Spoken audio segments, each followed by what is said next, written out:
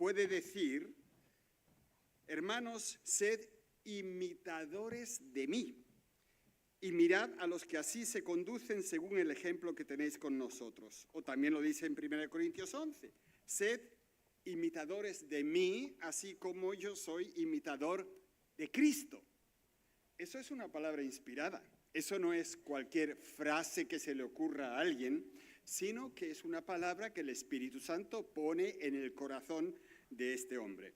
Yo os invito a ir conmigo al siguiente texto de Primera de Tesalonicenses 2, y voy a leer los 16 primeros versículos. Es un texto largo, pero nos pone realmente en contexto con lo que en esta mañana el Señor ha puesto en mi corazón.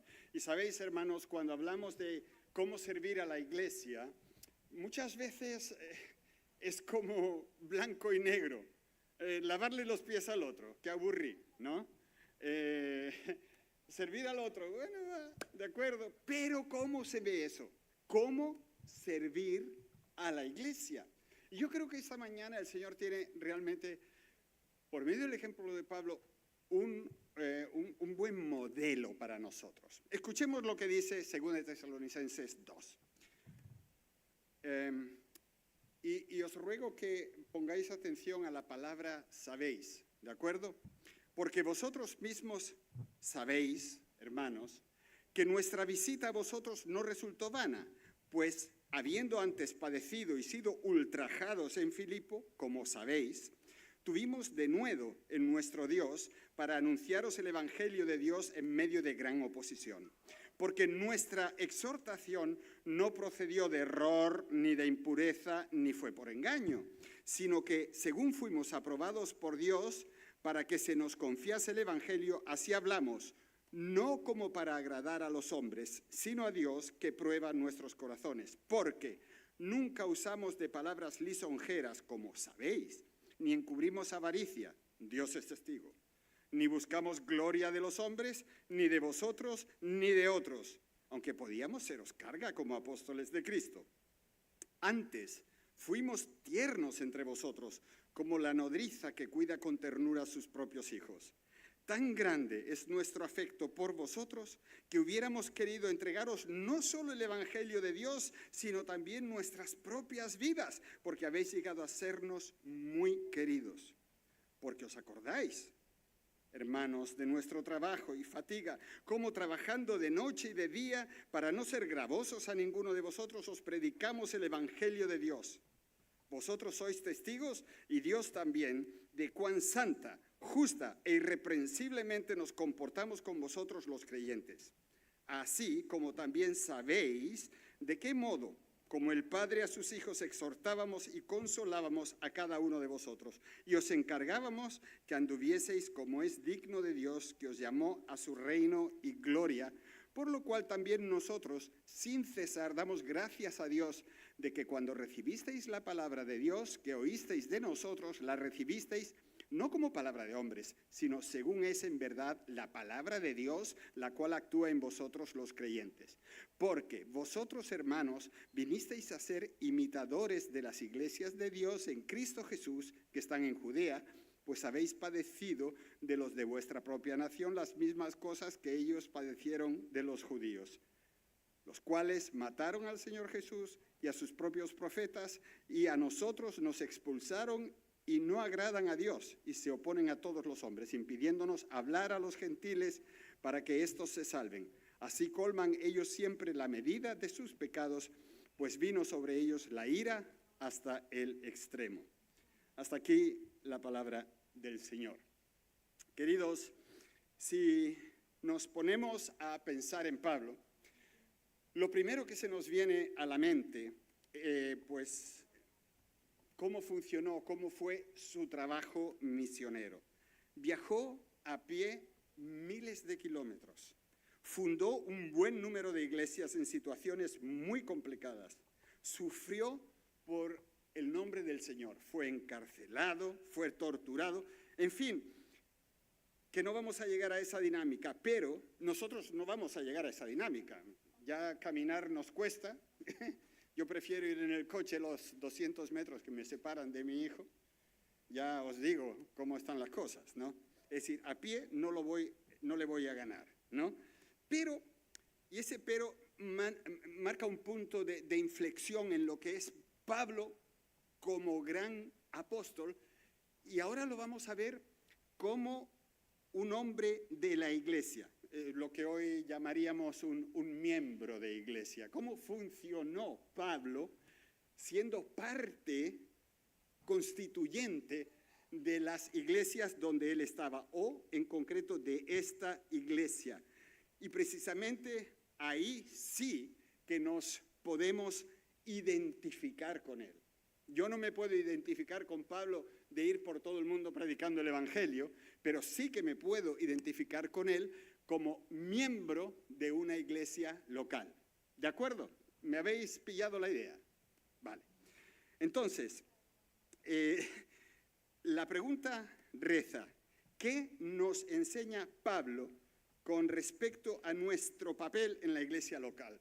¿Qué modelo nos ofrece? ¿Cómo lo hizo él? ¿Qué reto supone para nosotros algo así?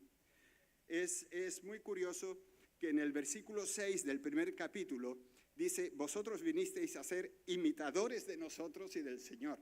Y la palabra en griego ahí es mimetizar. Ellos copiaban lo que hacía Pablo y el modelo del Señor. Y eso es como una invitación a nosotros a que copiemos, a que mimeticemos lo que Pablo hacía siendo miembro de una iglesia. Por eso, para todas esas personas que ya estáis sirviendo, la primera carta que Pablo le escribe a los tesalonicenses nos explica muchísimo y puede ser de gran ayuda, puede ser de inspiración, puede ser de guía. Y creo también que aquellos que aún no sirven en la iglesia pueden ser motivados a dar un paso adelante. Así que lo que quiero hacer hoy es reflexionar sobre lo que esas personas que ya sirven y aquellas que sienten que deben de servir podemos aprender del ejemplo de Pablo, y espero de corazón que eso nos ayude a servir a los demás de la misma manera que lo hizo Pablo y que lo hizo Cristo en su momento cuando estaba sobre la tierra. Se puede adivinar bastante bien por lo que dice Pablo en los primeros versículos de 1 Tesalonicenses 2, que Pablo no lo había tenido fácil en la fundación de aquella iglesia. Había sufrido una fuerte oposición. Además de eso, en la misma iglesia se le habían levantado gente que los acusaban, que le echaban cosas en cara. Por ejemplo, le decían que sus motivaciones eran falsas, que él era un hombre codicioso, que lo hacía allí por adular, por lucro personal. Insinuaban que también era un cobarde porque cuando las cosas se pusieron muy difíciles, él se fue de noche de allí. Total, ¿qué es lo que quiero decir? Queridos, no vais a encontrar en ninguna parte la iglesia perfecta. ¿De acuerdo? Aquí puede que tengáis detractores, personas que os son simpáticas y que os tratan súper bien, pero también puede pasar exactamente todo lo contrario. Es decir, la iglesia de Cristo sobre la tierra, ni la iglesia primitiva ni la del futuro es perfecta, sino que vamos a estar tropezando con las personas que el Señor pone en la iglesia. Y no todos son simpáticos, no todos son guapos como yo, no se ponen una corbata como la mía, no. Hay gente como en la calle. Somos todos iguales. Lo que pasa es que unos pecadores han recibido la misericordia del Señor y todavía los otros no saben lo que significa eso. Pero el tropezón, te lo aseguro. Pablo, el fundador de esta iglesia, aquí estaba tropezando con unas críticas que no veas, ¿no? Y entonces, lo que él hace es que apela al recuerdo de ellos, ¿no? Ya lo dije antes, escogí esta foto porque es una pintura y me dejó perplejo. ¿Sabéis por qué? Fijaos en la mujer. Anne, ¿a ti qué te recuerda? A ti de joven, ¿verdad? Yo la vi y digo, sí parece Anne. la misma trenza, el cuerpecillo así, de aquellos como era. Recuerda, vosotros sabéis, y a mí me recordó, naturalmente, y mira cómo Anne enseguida reaccionó, me recordó a mi esposa, ¿no? Ahora, la cosa es, ¿hay fundamento para lo que acusan a Pablo? Pablo les dice, vosotros sabéis, 6 veces, recordad, vosotros sabéis. Y eso es lo que dice Pablo. No son, las acusaciones que le hacen no son asuntos subjetivos ni emocionales. Él lo que quiere son las cuestiones constatables. ¿Acaso es lo que dice Pablo, mi visita a vosotros fue una pérdida de tiempo? ¿Acaso mi mensaje no era más que palabras vacías? ¿Acaso huí ante la primera señal de peligro y os dejé solos? Por supuesto que no. De hecho, si recordáis, cuando vine a vosotros, fue justo después de que me dieran un palizón en la otra ciudad, vine magullado, vine castigado, y fue justo después de que me dieran esa paliza que llegué a vuestra ciudad y me puse a predicaros el Evangelio de Cristo. De hecho, ya al principio, prediqué ante una fuerte oposición. Es más, la forma en que les habló fue con franqueza, con sinceridad, no había nada solapado, no manipulaba. Ya sabéis cómo éramos, ya sabéis cómo vivíamos entre vosotros y sabéis el tipo de vida que llevamos entre vosotros. Y por si pensáis que podéis saliros con la vuestra, con un nivel inferior a este, recordad que la gente, queridos, la gente se fija tanto en lo que hacéis como en lo que decís. Y Pablo dice, mirad lo que hicimos, mirad lo que hicimos, mirad lo que hicimos. Por lo tanto, Pablo hacía algo. Y él explica su propia motivación, y ahora vamos al servicio en la iglesia, utilizando 4 metáforas.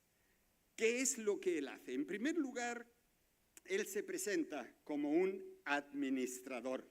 No sé si alguno de vosotros conoce este cuadro de Van Gogh. Es muy bonito, ¿no? Y lo llama el jardinero. El jardinero. ¿Qué tiene un jardinero con un administrador? Pues un jardinero administra un jardín, ¿no? Entonces, es muy bonito, ¿no? Cuando el Señor dice que seríamos pescadores de sardinas. De hombres, es que me equivoqué, ¿no? Pescadores de hombres, pero el Señor podía haber utilizado otra metáfora. Él podía haber dicho, seréis mis jardineros. Es decir, en la iglesia vais a estar administrando el jardín, vais a arrancar las malas hierbas, vais a regar, vais a construir un vallado para que los jabalíes no se lo coman todo, vais a abonar la tierra. ¿Entendéis? La administración que cada uno tiene en la iglesia a la que pertenece no es una cuestión de ir a pescar. Cada uno, con los dones que tiene, sirve en su congregación. Versículo 4. Fuimos aprobados por Dios para que se nos confiase el Evangelio. O la nueva traducción dice, hablamos como mensajeros aprobados por Dios a quienes se les confió la buena noticia. Habla y trabaja porque Dios le ha encomendado esa tarea. Dios le ha confiado este gran tesoro del Evangelio de la misma manera que el dueño de una propiedad se lo confiaría a un administrador. Así que no solo no lo hace por algún tipo de beneficio personal, eso es lo que niega en el versículo 3, sino que lo hace porque Dios se lo ha confiado.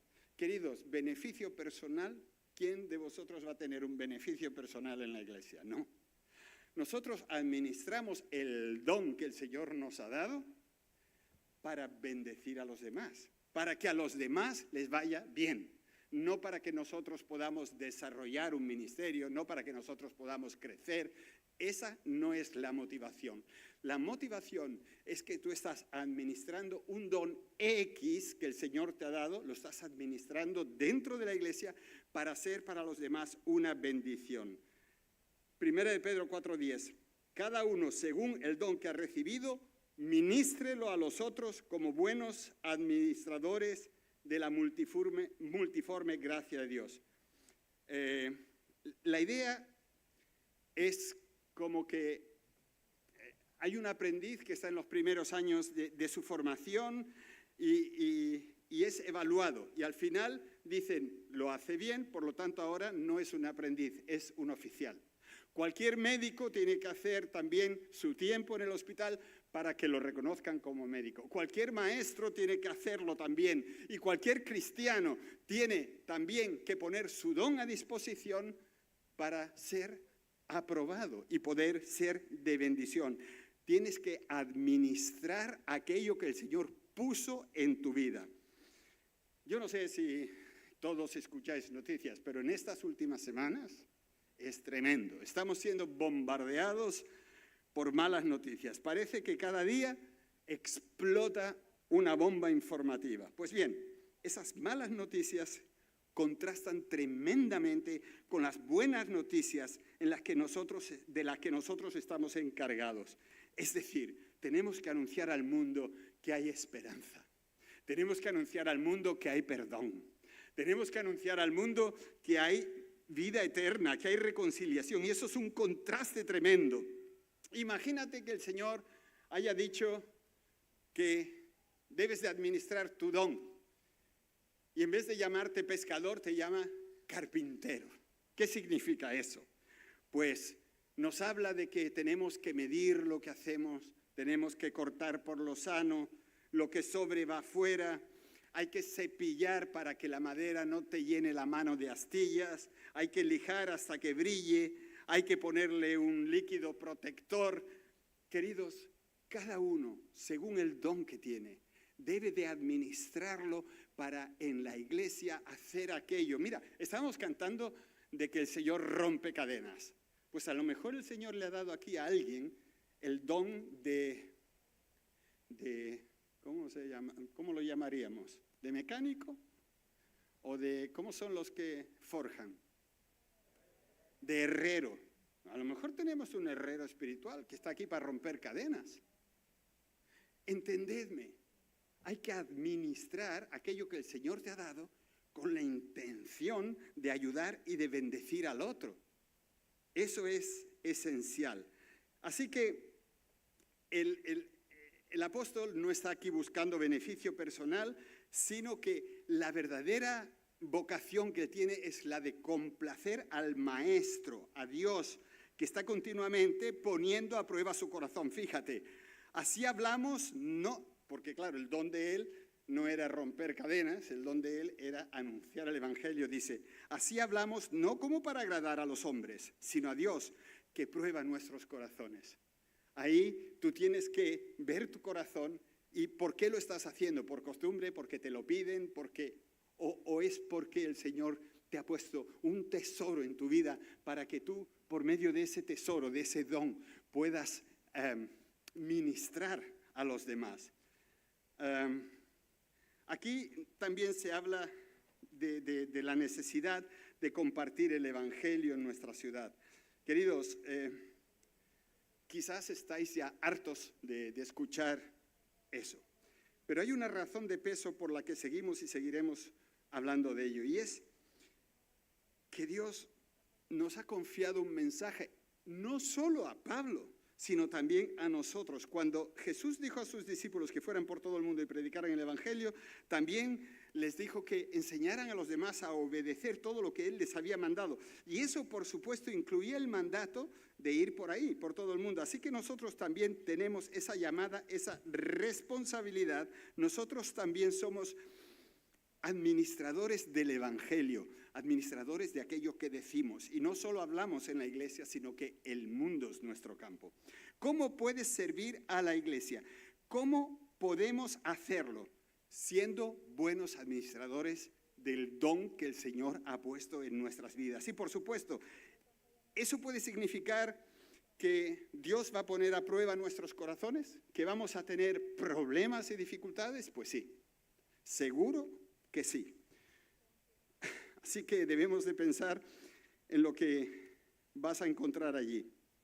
¿Será el deseo y la pasión de complacer a Dios o el deseo de complacernos a nosotros mismos? ¿Será el deseo de ver a otros llegar a la fe o un conocimiento vivo de Jesucristo o el deseo de que no se altere nuestra vida, nuestra comodidad y a los que estamos acostumbrados? ¿Será el deseo de servir o el de proyectarnos? No os pregunto esto para preocuparos ni para asustaros, sino para animaros a tomar en serio la responsabilidad que conlleva haber recibido el don gratuito de la vida eterna en Jesucristo. Tú no puedes quedarte con lo que el Señor te ha dado para ti, sino que es algo que tú le debes a todo Kiski. Primero en la iglesia, pero también más allá, con ese don que el Señor te ha dado. Ahora, tenemos otra figura que es la de una madre. Él dice en el versículo 7, os tratamos con delicadeza como una madre que amamanta y cuida a sus hijos. Yo no sé por qué la Reina Valera pone nodriza, pero se refiere aquí a una madre con sus hijos. Y sigue en el versículo 8.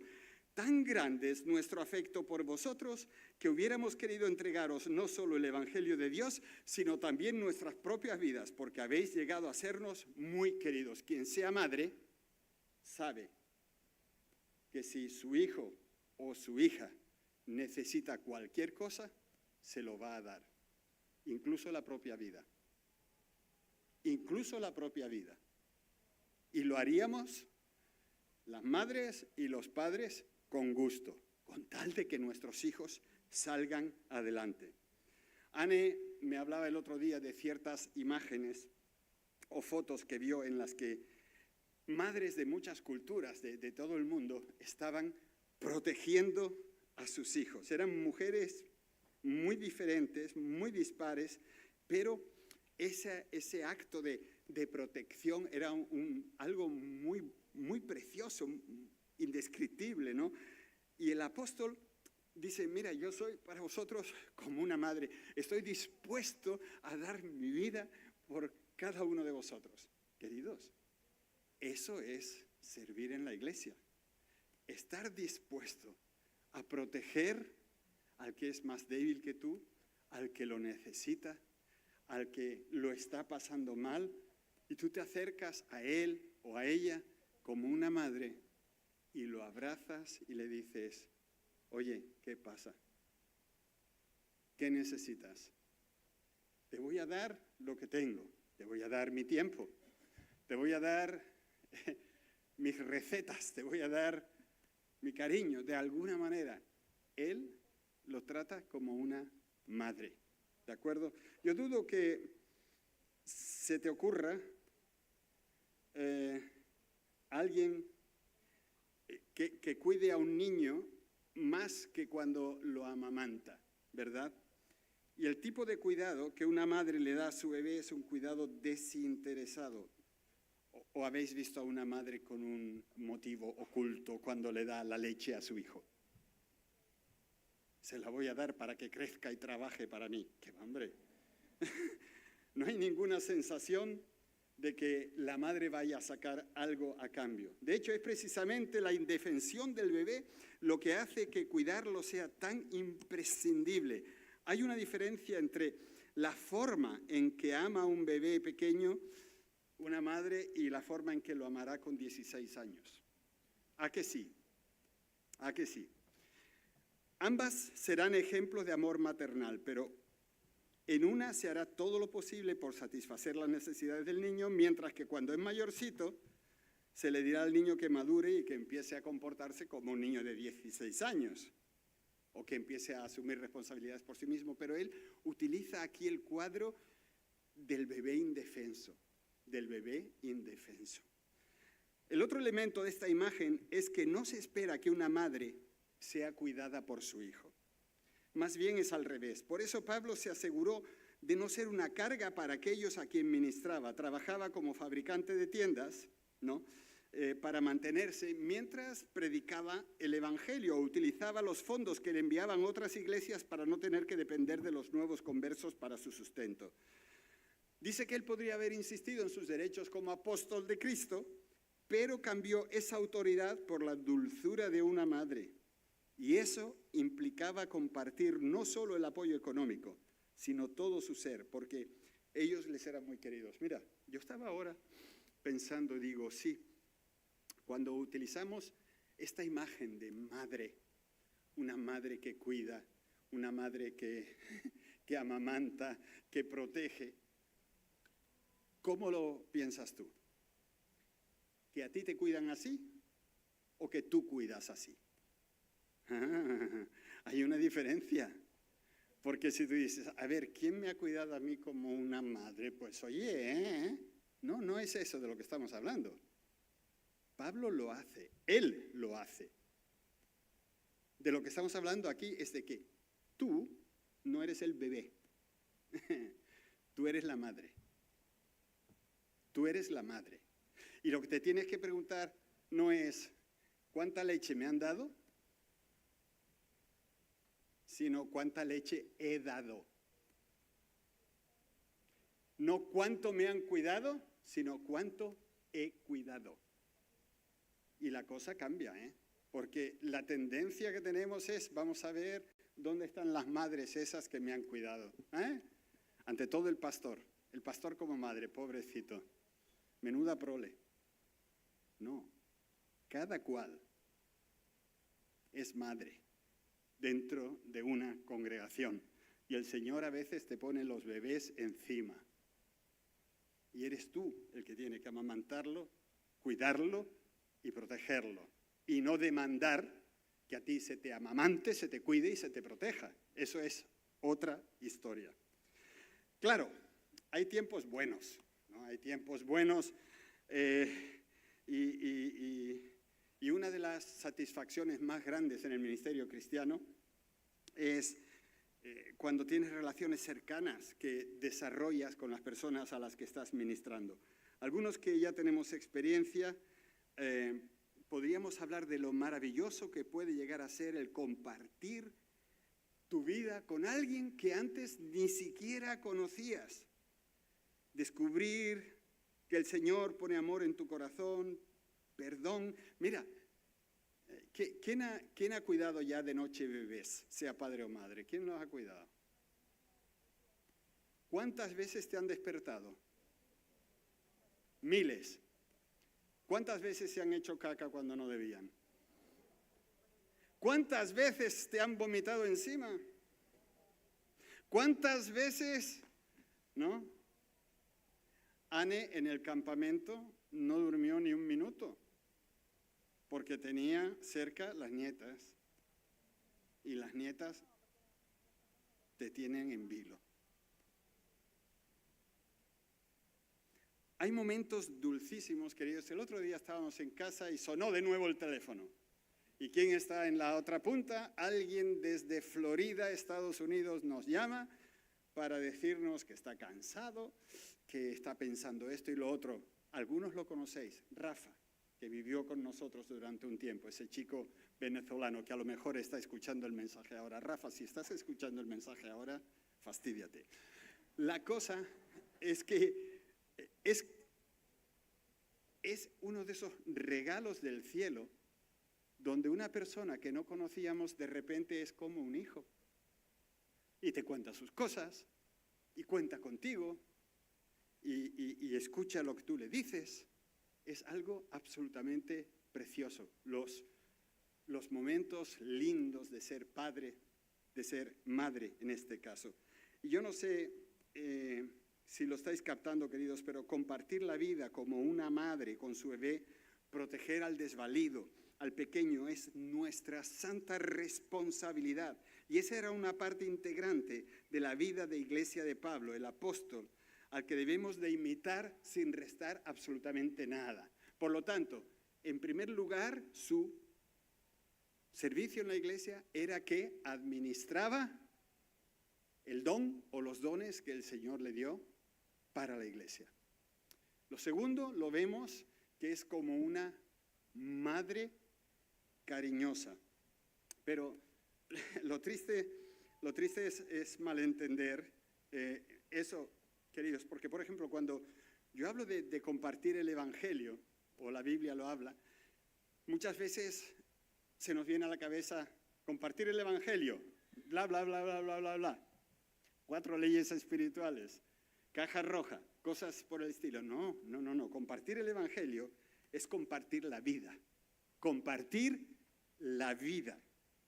Y quien se niega a compartir el Evangelio con los demás, rara vez tiene la alegría de compartir una nueva vida con la gente. La alegría de la maternidad solo se consigue teniendo hijos. Yo no soy madre, pero yo estuve en todos los partos de mis hijos. Y ver a esa bolita caliente salir y empezar a berrear y todo eso, qué cosa tan preciosa. Y cada vez que Anne invita a alguien aquí en la iglesia, ven conmigo, yo creo que estás maduro o madura para aceptar a Cristo, y vemos cómo la persona da el paso de fe, eso es lo más bonito, convertirte en madre espiritual. Compartir el Evangelio es compartir la vida. Pero tenemos más imágenes. Ya sabemos 2 cosas de cómo podemos servir en la iglesia. La primera era administrando el don. La segunda era ser madre. Pero también tenemos algo que es ser padre. Versículo 9. Porque os acordáis, hermanos, de nuestro trabajo y fatiga, como trabajando de noche y de día, para no ser gravosos a ninguno de vosotros, os predicamos el Evangelio de Cristo. Versículo 11. También sabéis de qué modo, como el Padre a sus hijos, os exhortábamos y consolábamos a cada uno de vosotros. Aquí, al igual que el padre tradicional, el apóstol ha actuado como el sostén de la familia. Ha trabajado duro para mantener a sus hijos. Y sabemos por 2 Corintios 8 que aquellas iglesias en Macedonia sufrían de una pobreza extrema. Por lo tanto, habría sido una carga increíble para aquella iglesia recién fundada tener que mantener a 3 hombres, ¿no? Entonces Pablo decide trabajar para mantenerse a sí mismo y a su ministerio, igual que un padre sale a trabajar para mantener a su familia. Queridos, ser padres también significa asumir responsabilidad. Asumir responsabilidad. ¿El padre qué hace? El padre exhorta, camina junto a su hijo, consuela, anima, marca el camino y los conduce de la mano. A mí me encanta esta figura de padre porque la entiendo mejor que la de la madre. El padre es el que tiene que sudar la camiseta. Hoy en día la sociedad nos ha dicho que no es así. Que los dos igual y los dos lo mismo y los dos y tal. Mentira. El padre tiene que sudar la camiseta. Y donde el padre no sude la camiseta, ahí hay un problema de fondo bastante grande. Así que vemos que el padre, ¿qué es lo que hace el padre? Exhorta, es decir, anima, o como bien está haciendo este muchacho, haz eso, hazlo otra vez. Él se pensaba que no lo veía, pero yo desde aquí veo todo. ¿Cómo hiciste con la mano? Con gesto de pegar. Solo fue un gesto, Solo fue un gesto para que no se nos meta aquí el gobierno y diga, ¿estáis enseñando zurrarle a los niños? Pues claro que hay que zurrarles de vez en cuando y sin dejar marcas. No.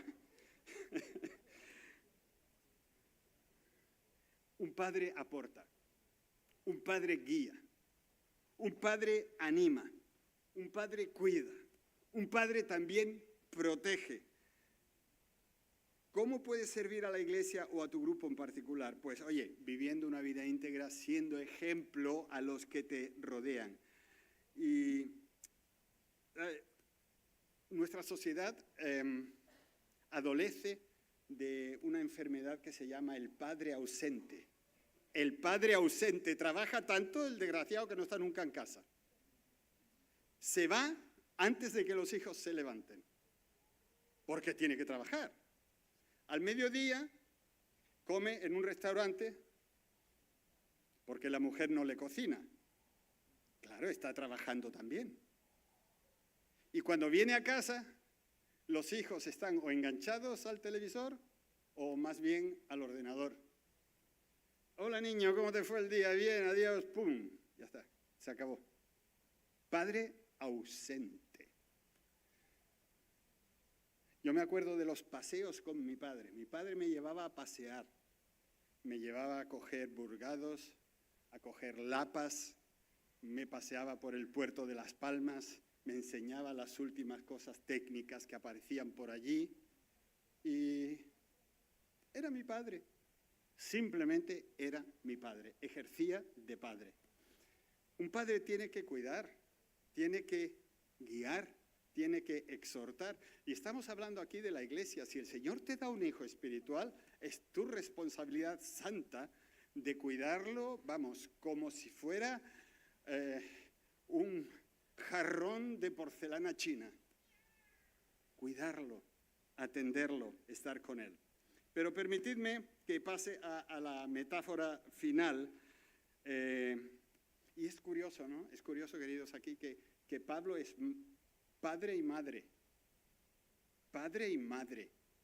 Parece que dentro de la iglesia podemos hacer eso y no dejar a unos que hagan una cosa, sino padre y madre. Lo último que se nos dice aquí es que él es un mensajero. ¿Os gusta? No todos los mensajeros son predicadores.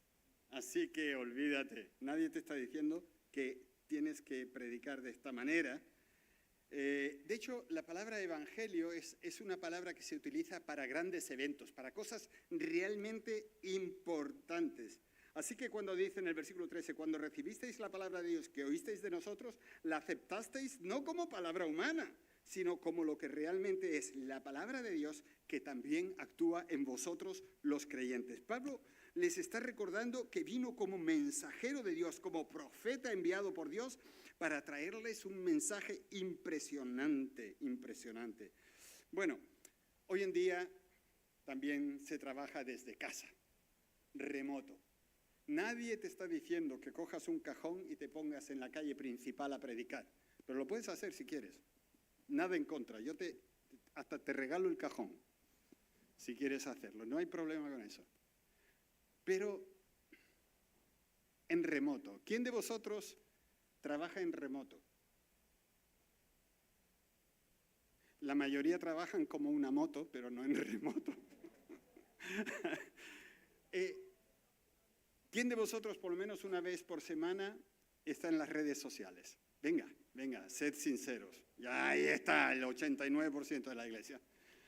Pues claro, ahí está. La cuestión, queridos, no es que tú salgas de una forma, sino que utilices las redes también. Utiliza las redes. Habla de lo que el Señor está haciendo en tu vida. Oye, a ver, tú viniste por las redes, ¿verdad? Sí. Ponte de pie. Cuéntanos.